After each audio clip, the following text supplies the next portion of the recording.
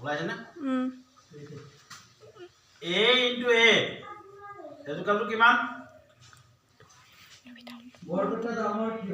এজুকালটো কিমান হ'ব a to the power 1 plus 1 এজুকালটো a square হয়নে ঠিক তেনেকে a into a এজুকালটো কেটা আছে তিনটা আছে গতিকে আমি কেনেকৈ লিখিম a to the power 1 plus 1 plus 1 এজুকালটো a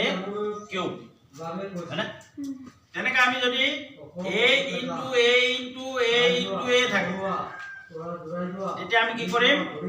a to the power 1 plus 1 plus 1 plus 1 চাৰিটাই আছে না চাৰিটা দিলো গতিকে a equal to a to the power 4 হয়নে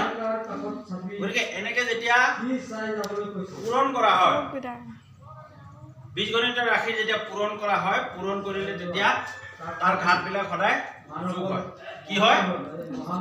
যোগ হয় পূৰণ কৰিলে ঘাতবিলাক যোগ যদি আমি হৰণ কৰো হৰণ কৰিলে কি হ'ব তাৰ আগতে কৈ দিছো যদি আমি a to the power এনেকৈ থাকে a to the power m into a to the power n থাকে তেতিয়া কি হ'ব এইটো কোৱা হয় ভূমি ইয়াক কোৱা হয় ভূমি আৰু ইয়াক কোৱা হয় কি বুলি কয় ঘাত বুলি কোৱা হয় ইয়াত এইটো ভূমি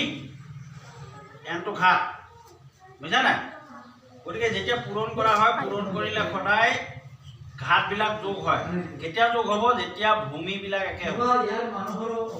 ভূমি যেতিয়া একে হ'ব তেতিয়া ঘাতবিলাক যোগ হয় এইটোৱে হ'ল সূচকৰ পূৰণ কৰাৰ নিয়ম বুঝা না a to the power m into a to the power n is equal to a to the power m plus n হয় তাৰ মানে আমি এনেকুৱা যদি কৰো 2 ঘাত 3 মানে 2 কিউব বুলি গায় পূৰণ 2 ৰ ঘাত 6 আছে ধৰিলো এটা আমাৰ কি হ'ব ভূমি কিটা যেতিয়া একে হ'ব 2 to the power 3 plus 6 is equal to 2 to the power 9 6 দিনে নহয় না এনেকুৱা কৰা আৰু যেতিয়া হৰণ হয় হৰণৰ বেলিকা ঘাতবিলাক সদায় বিয়োগ হয় কেনেকৈ হ'ব চাবা a to the power 6 হৰণ a কিউব আছে ধৰিলো তেতিয়া আমি তাক সমুখে কেনেকৈ কৰিম a to the power 6 minus 3 is equal to a cube হ'ব 6 3 গলে 3 থাকে না থাকে হয়নে ঠিক তেনেকৈ আমি যেনিবা b to the power 12 হৰণ b to the power 5 suppose গতিকে ইয়াত কি হ'ব is equal to b to the power 12 minus 5 is equal to b to the power 7 এইটো হ'ব হৰণৰ গতিকে ইয়াৰ ফৰ্মুলাটো কি হ'ব যদি আমি a to the power m হৰণ a to the power n বুলি ধৰো তেতিয়া হলে হৰণ কৰিলে কি হ'ব a to the power m minus n এটো হল হৰণৰ নিয়ম কিন্তু কি হ'ব লাগিব ভূমি বিলাক একে হ'ব লাগিব ভূমি এটো ভূমি এ ভূমি এটো ঘাত এটো ঘাত গতিকে ভূমি বিলাক যেতিয়া একে হ'ব হৰণৰ ক্ষেত্ৰত ঘাত বিলাক বিয়োগ হয় এটো আমি ইয়াত দেখাই দিলো হয়নে আৰু ইয়াত আৰু কিছুমান পূৰণৰ সূত্ৰ আছে পূৰণৰ ক্ষেত্ৰত কি হয় যে যদি a to the power m to the power n হয় তেতিয়া হলে a to the power mn হ'ব বুঝা না a to the power m into n হয় তেতিয়া হলে a to the power mn হ'ব এটো হল ঘাতৰ পূৰণৰ নিয়ম সাপোজ আমি এটা উদাহৰণ লব পাৰো a to the power a square into হয়নে a square whole cube দিলো তেতিয়া আমাৰ কি হ'ব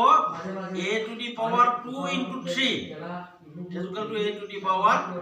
6 দেই এটো হল পূৰণ কৰাৰ নিয়ম আৰু কিছুমান আছে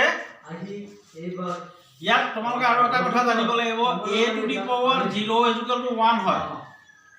a টু দি পাৱাৰ 0 তাৰমানে যিকোনো সংখ্যাৰ ঘাত যদি শূন্য থাকে তেতিয়াহ'লে তাৰ মানটো সদায় 1 হ'ব সাপোজ আমাৰ 12 টু দি পাৱাৰ 0 থাকে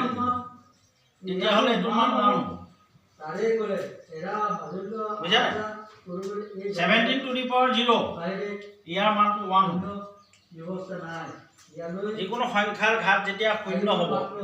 শূন্য হ'ব 1 হলেতো 17 হ'ল ইয়াৰ ঘাত যদি 1 থাকে একো নাথাকে মানে 1 হ'ব মই কৈছো না ঈশ্বৰ যেনেকৈ সবতে থাকে একটো সবৰ লগত পূৰ্ণ থাকে আৰু সবৰে লগত হৰণ হৈ থাকে কিন্তু যোগ আৰু বিয়োগ কেতিয়াও নাথাকে গতিকে 17 to the power 0 equal to 1 বুঝা না এই ফৰ্মুলাটো a to the power 0 equal to 1 গতিকে 12 to the power 0 equal to 1 17 to the power 0 equal to 1 কিছু সময়ৰ পাছত হয়নে আৰু এটা আছে যে যদি এই সূত্ৰখন শিল্পকলা a to the power n into b to the power n হয় তেতিয়াহ'লে a টু দি পাৱাৰ তেতিয়াহ'লে a into b to the power n হ'ব সকলোৱে অবাক কৰে বিচিয়ে গগৈ বাইদেউ লক্ষ্য কৰি কৰে সাপোজ আমাৰ ইয়াত যেনিবা আছে বিচিয়ে কৈছে দেই 2 ইয়াৰ 2 cube into 3 to the power 4 তেতিয়াহ'লে 2 বলে কৰ্মত এক ঠিক যদি আছে তেতিয়াহ'লে 2 ইনটু 3 টু দি পাৱাৰ 3 এনেকুৱা ইয়াত কৈছে হ'ব বাই বাই কি ক'বা